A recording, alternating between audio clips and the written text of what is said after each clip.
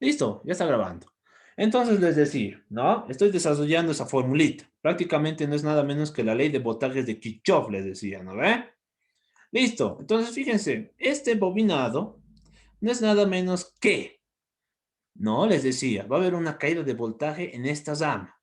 Y la caída de voltaje de esa rama, para nosotros a partir de ahora, ¿no? No es nada menos que el vector intensidad del material por la longitud de esa rama. ¿Cuánto es la longitud de esa rama? L sub 1, ¿no ve? Para nosotros, ¿ya? ¿Ve? Siguen ingresando. Listo, L sub 1, más ahora. ¿Recuerdan? La ley de voltajes distribuía a cada resistencia, ¿no ve? Primero esta longitud. Ahora vamos a distribuir a la rama central. Y por lo que he sacado, o hemos obtenido, mejor dicho, en la rama central, teníamos dos reluctancias, ¿no ve? Entonces estas dos, ¿no ve? Simplemente va a ser 2 por... Ah, la caída de voltaje entonces para estas dos ramitas, ¿no ve? Va a ser prácticamente la misma, ¿no? Y como es el mismo material, entonces va a ser vector intensidad por, no conozco la longitud de esta rama, ¿no? Esta longitud no lo conozco.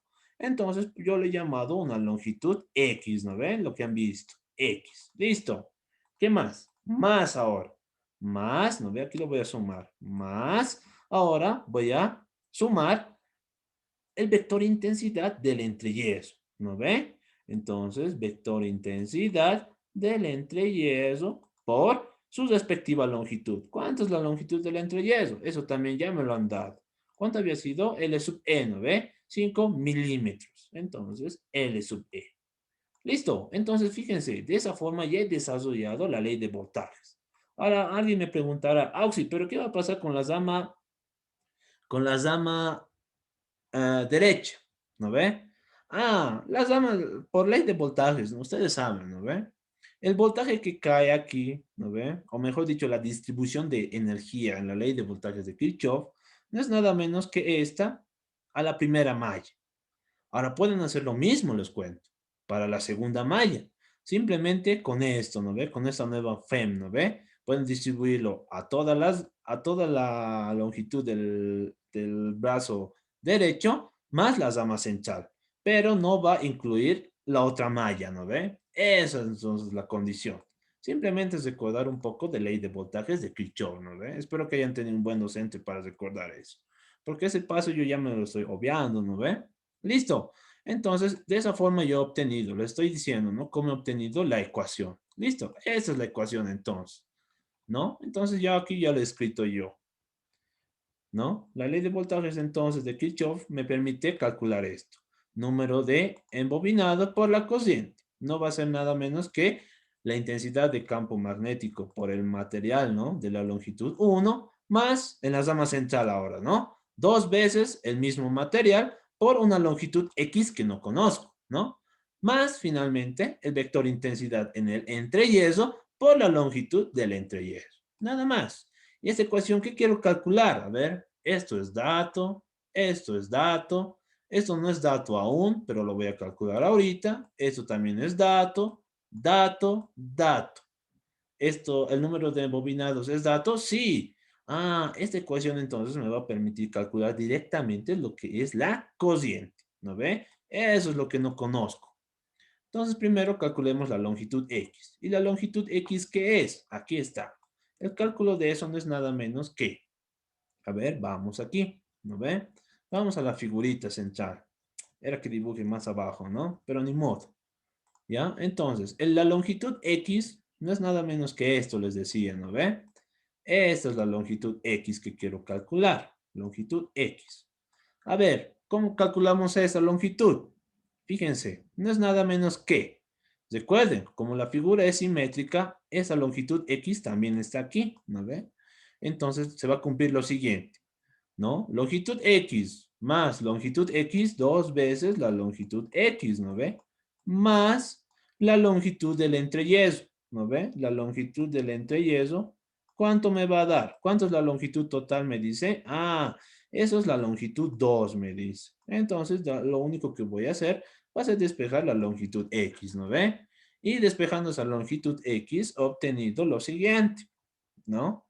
La longitud X no es nada menos que la longitud 2 menos la longitud del entreyeso dividido entre 2, ¿no ve? Entonces, reemplacemos la longitud 2 o esta parte, todo tienen que llevarlo a la unidad internacional que es el metro, ¿no? 30 por 10 a la menos 2 menos la longitud del entreyeso era pequeño, ¿no? 5 milímetros. Entonces eso no es nada menos que 5 por 10 a la menos 3. Dividido entre 2, obtenemos que la longitud de X había sido 0,14, ¿no? 75, ¿qué unidad? Me he olvidado la unidad, qué vergüenza, metro. Ahora recién voy a reemplazar a esto y voy a calcular lo que me están pidiendo, la cociente, ¿no? Entonces aquí está, número de embobinados por la cociente. ¿Cuánto va a ser?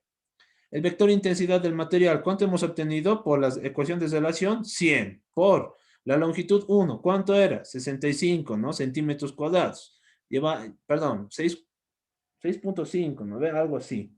Pero llevando siempre la unidad de metro, obtenemos que 65 por 10 a la menos 3, más dos veces nuevamente el vector intensidad del material. Y eso es 100 por la longitud X que hemos calculado, 0,1475, más la longitud del entreyeso. Eso sí era un valor grande, ¿no? 795,77 por 10 al cubo.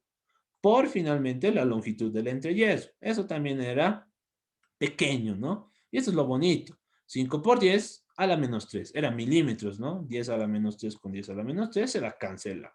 Y finalmente, metiendo todo eso en la buena calculadora, obtenemos este dato, que es 4014,85. Pero yo quiero lo que es la cociente. Entonces, mandando a dividir lo que es el número de bobinados, ¿no? Obtenemos lo siguiente, que la cociente va a ser 4014,85. ¿Qué unidad va a tener esto? Amper vuelta, ¿no? En el segundo miembro. Eso me he olvidado anotárselos. Amper vuelta.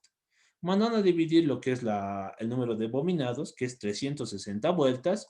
Vuelta con vuelta se cancela. Y finalmente obtenemos lo que es el valor de la cociente. ¿Cuánto había sido el valor de la cociente? 11,15 amperios. Listo. Y de esa forma hemos terminado el ejercicio. A ver, hasta aquí alguna duda, pregunta, consultas, reclamo, sugerencia. A ver, ¿se ha logrado entender? ¿Sí o no? ¿Se han logrado entender? Muy buen ejercicio, ¿no? Nadie dice nada.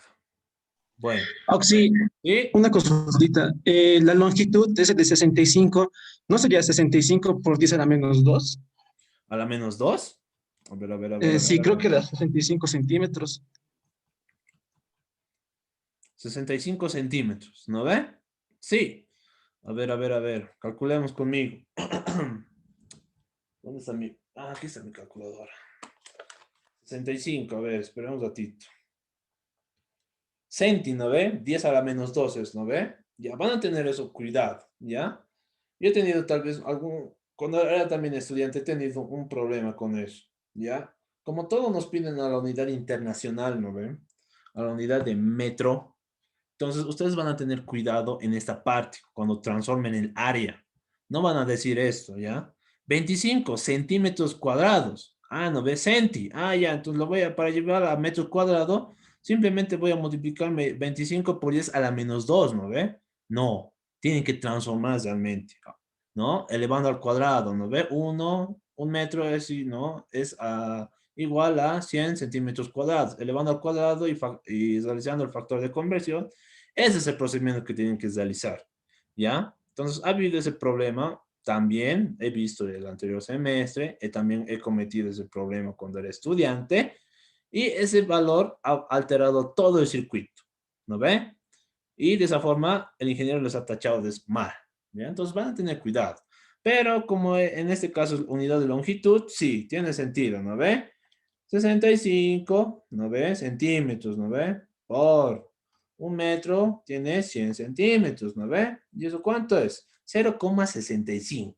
Pero si yo lo llevo a la unidad, ¿no ve? Mejor dicho, expresado en unidad científica, ¿no ve? Voy a desplazar el cero. Ah, sería 650, ¿no?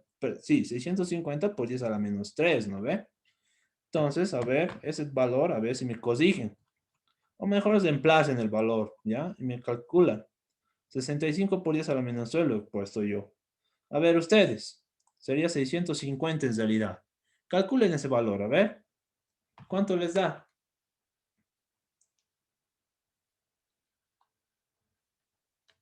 100, a ver, yo lo voy a calcular, ya que nadie va a hacer. Y solo deben estar mirando el partido de una pena del Tigre, ¿no? Esperaba más realmente, en serio. Con Boca.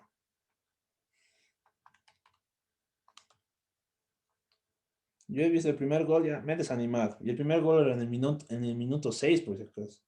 La verdad, ahorita no sé si estarán empatando o habrán ganado. No sé realmente. Por 5. A ver, dividido entre 360 directamente. A ver, me sigue saliendo, ¿eh? A ver, un momento. 650, ¿no?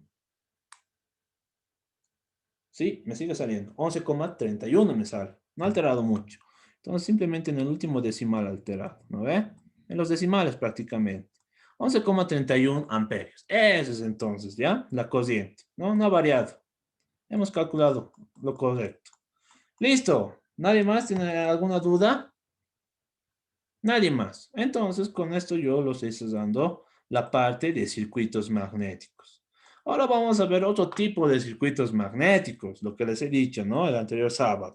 Les he dicho, les voy a enseñar el principio de funcionamiento de los relés, les he dicho, ¿no? O básicamente, cómo funcionan los relés, ¿no? Y les decía un ejemplo, ¿no?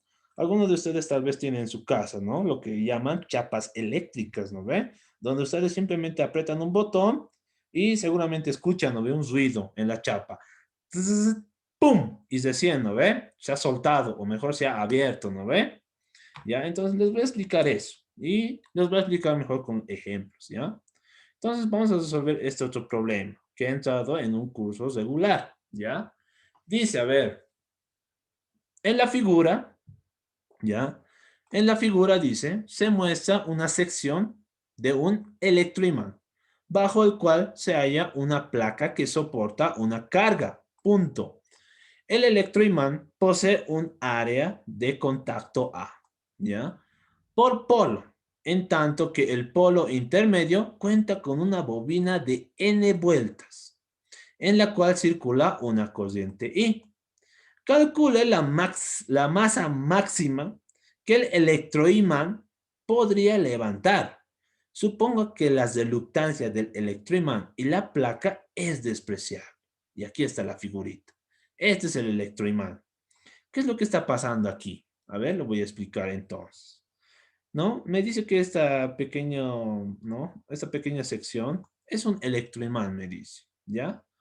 No es un electroimán prácticamente hecho, ¿no? Se hace el electroimán, ¿ya?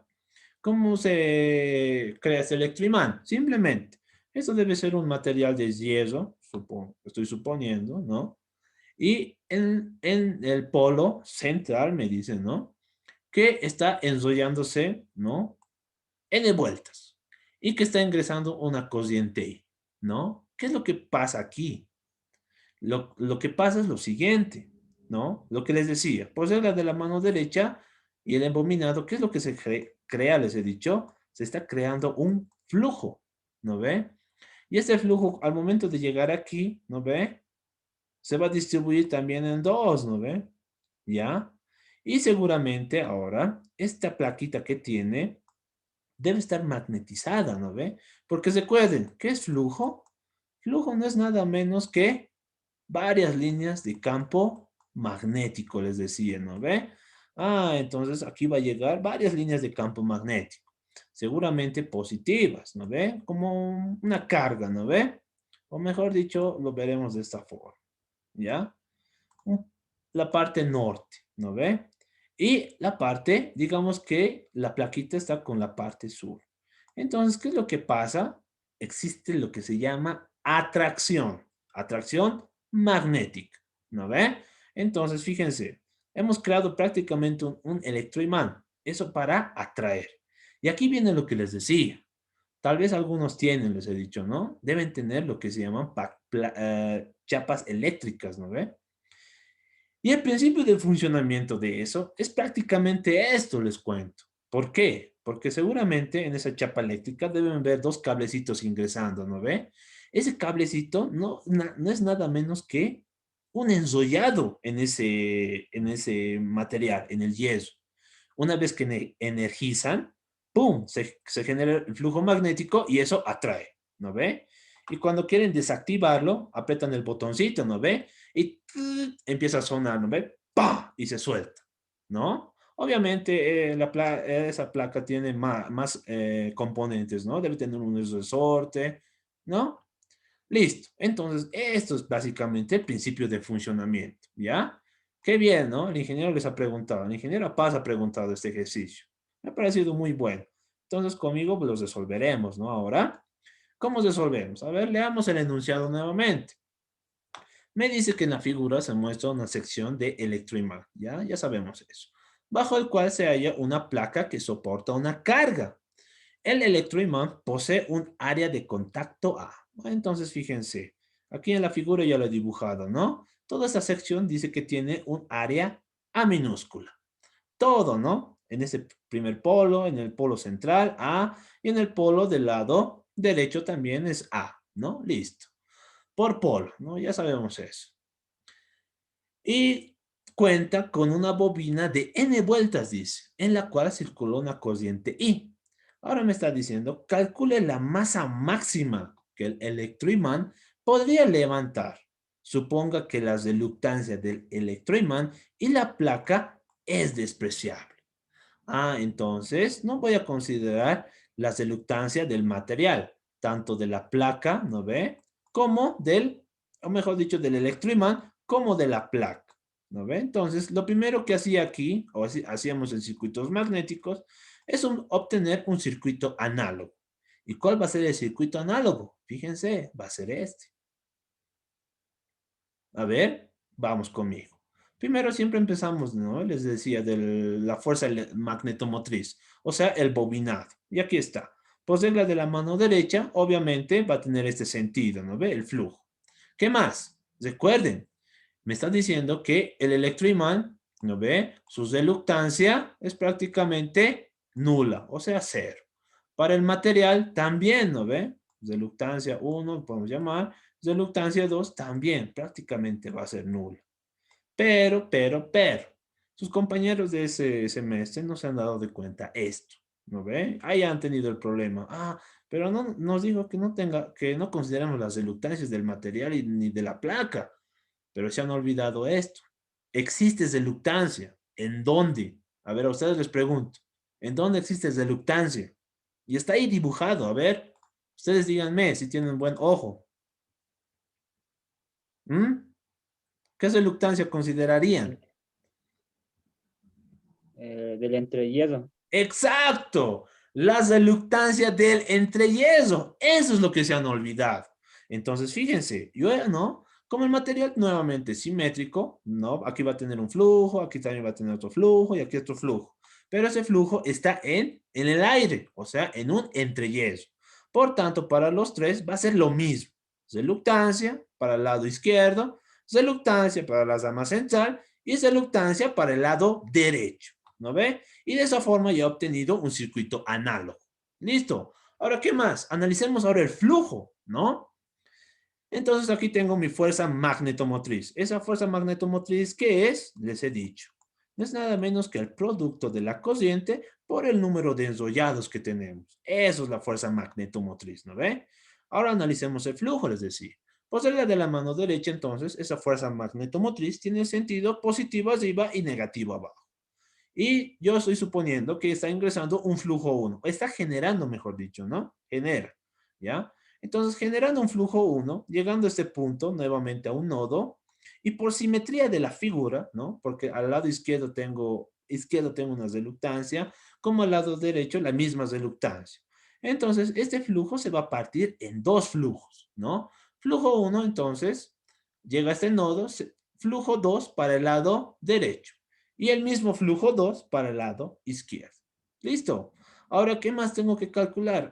Entonces, como estoy hablando ahora de un circuito magnético nuevamente, yo voy a calcular esta reluctancia, ¿no? Y por formulita, la reluctancia no es nada menos que la longitud sobre la permeabilidad absoluta por el área.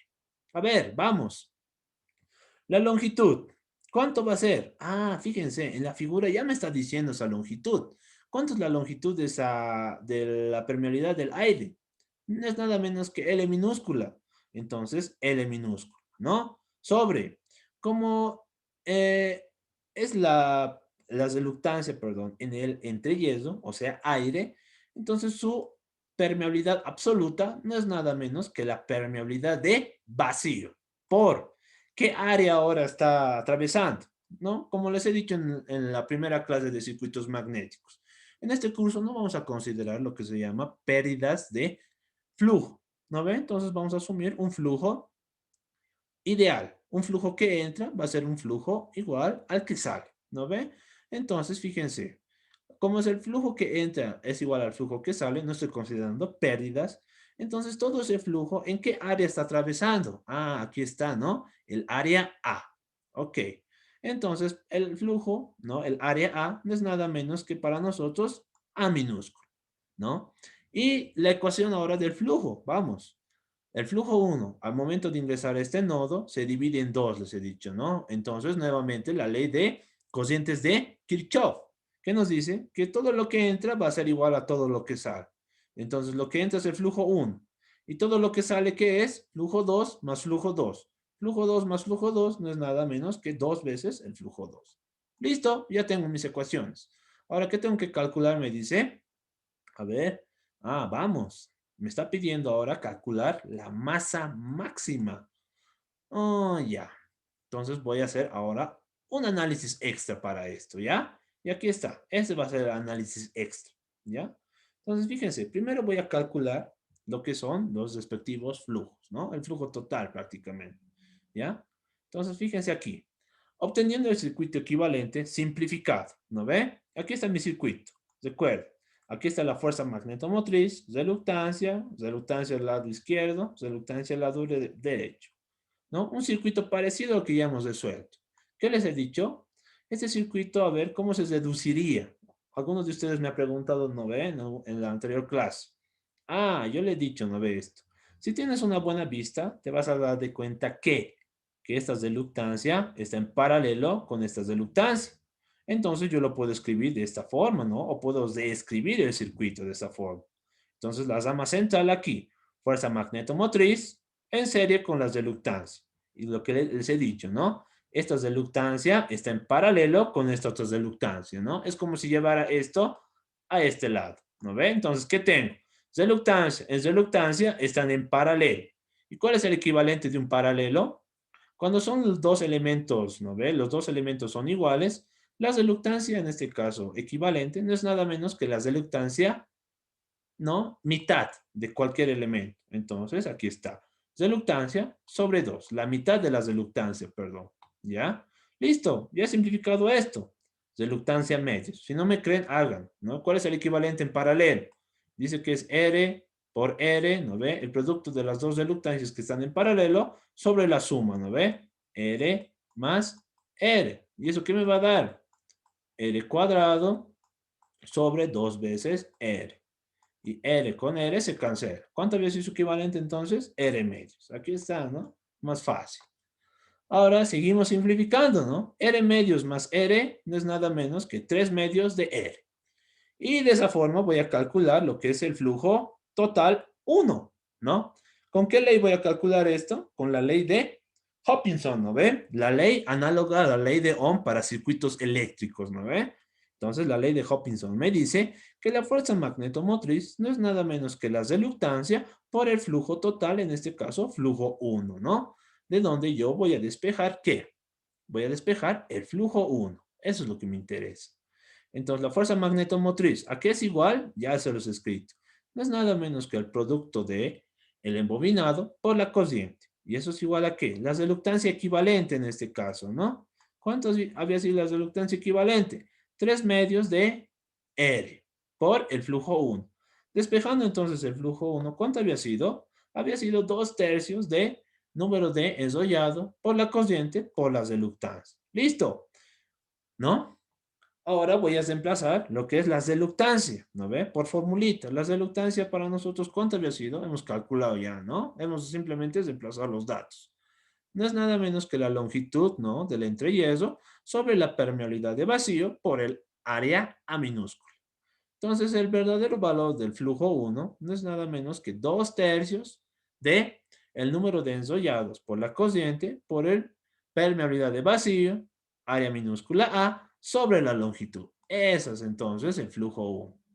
Pero ahora ustedes me preguntarán, Auxi, pero a nosotros no nos está pidiendo el flujo, nos está pidiendo lo que es la masa. Ah, ¿no ve? En el enunciado me está diciendo la masa máxima.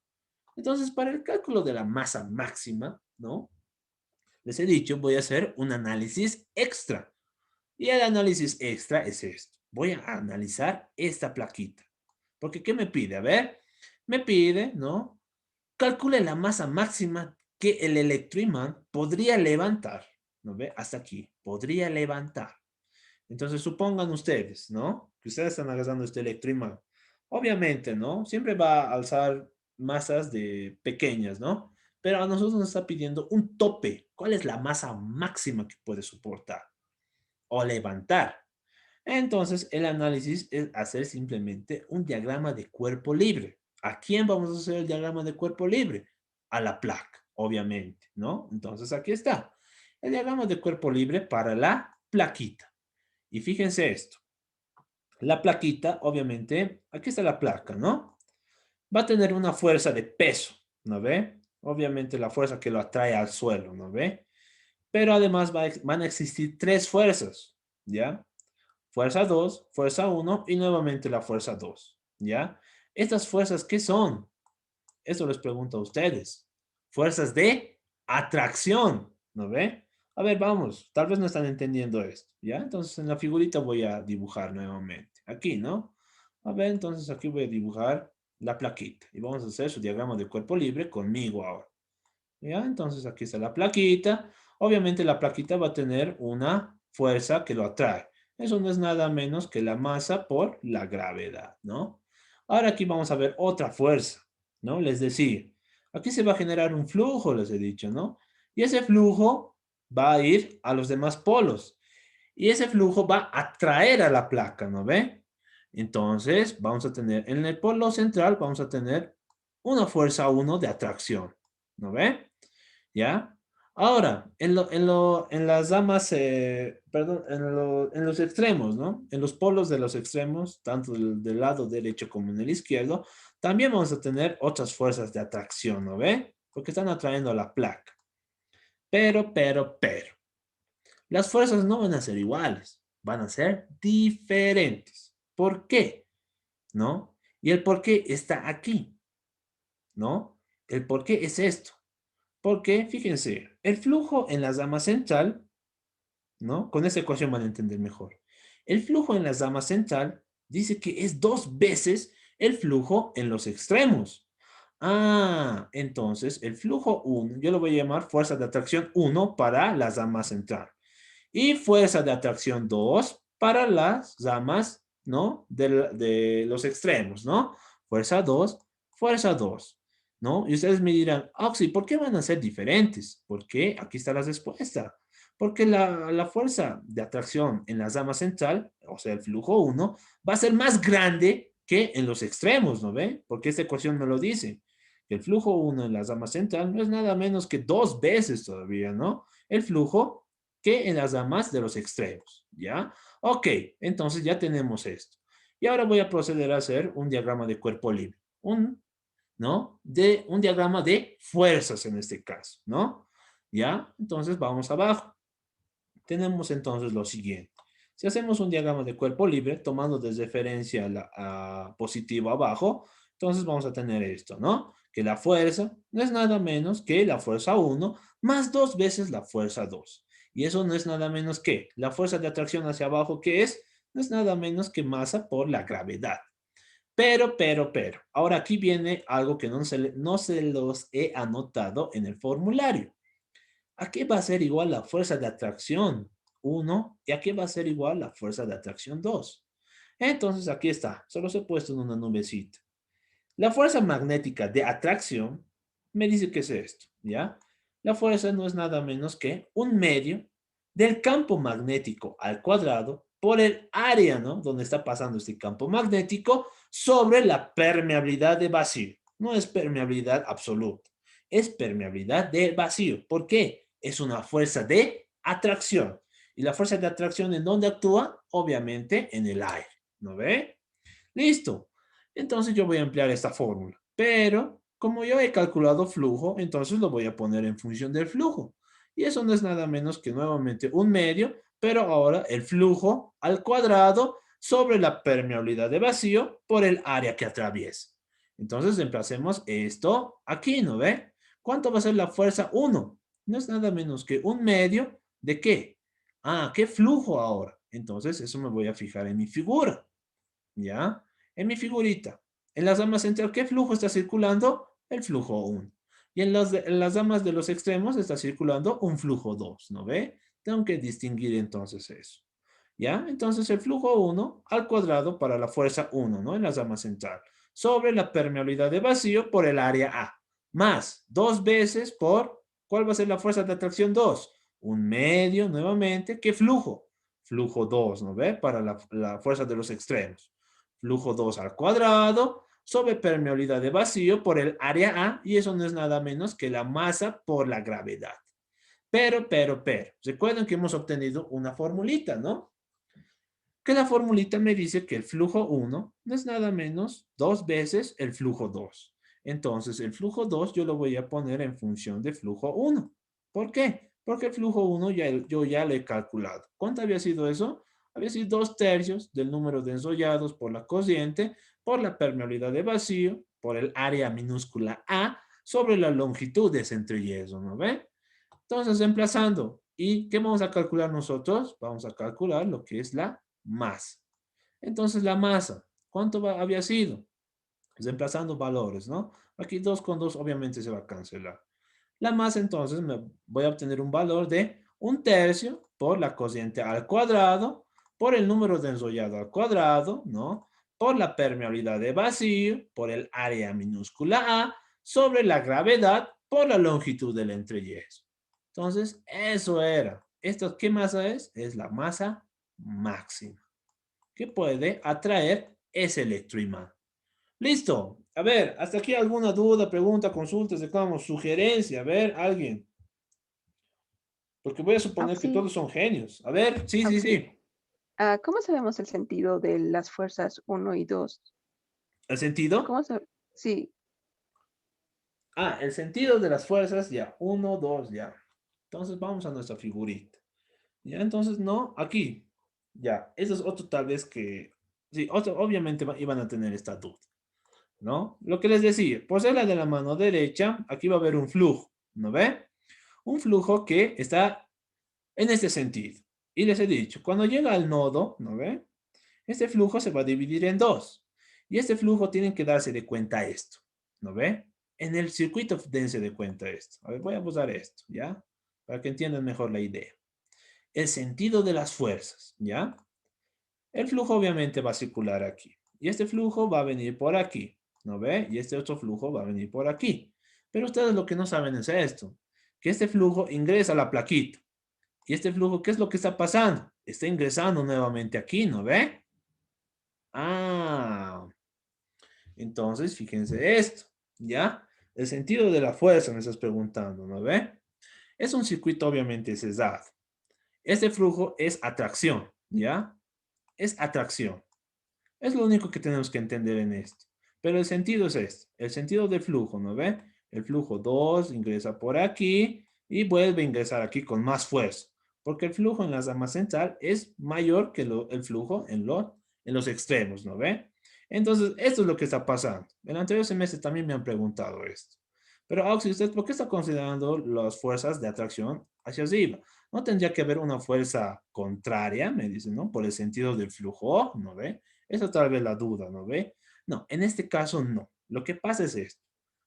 Lo que pasa es, ustedes lo van a ver más a profundidad esto en máquinas.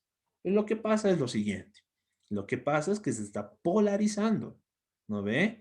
Entonces lo que les decía, ¿no ve? Va a haber un norte y un sur en este lado.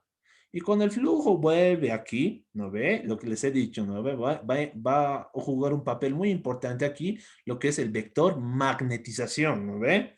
Entonces va a cambiar el sentido, ¿no? De los momentos, les decía, ¿no ve? Entonces aquí va a ser nuevamente norte, o mejor dicho, sur, ¿no ve? Perdón, no, se va a cambiar. Norte a sur. Aquí también, norte, perdón, aquí va a ser sur y norte, ¿no ve? Porque ingresa de este sentido, ¿no ve? ¿Ya? Entonces, esa fuerza de atracción para nosotros siempre va a tener el mismo sentido. ¿Cómo te puedes dar de cuenta eso? En el imán, ¿no ve? ¿No? A ver, entonces, si tienes un imán, obviamente, ¿no ve? Vas a traerlo, ¡pum! Pero hay ciertos puntos donde ¿no ve? Es contrario, ¿no ve? No atrae, sino hay una repulsión. Ah, entonces lo que pasa es esto, lo que les he dicho, ¿no ve? Un papel muy importante va a jugar el vector magnetización, pero no lo vemos nosotros, solamente lo sabemos en teoría, ¿no ve? Cuando ingresa, aquí se va a polarizar por el sentido del flujo, ¿no ve? Se va a polarizar y va a ingresar. Eso es lo que está pasando. Pero en ¿cómo les digo esto? Pero en general, la fuerza siempre es de atracción, ¿ya? Nada más. Por eso el sentido va a ir ahí, ¿no ve? ¿Por qué? Porque este electroimán está atrayendo a lo que es esta plaquita, ¿no ve? A esta plaquita está atrayendo. Nada más, ¿ok? Ahora sí, ¿se te ha quedado claro esa parte? Sí, Auxi, pero Ya. entonces, ¿qué tendría que ocurrir para que existiera en una de las ramas repulsión? ¿O no podría Repulsión. existir? Sí. No existiría. ¿Sabes cuándo no va a existir repulsión?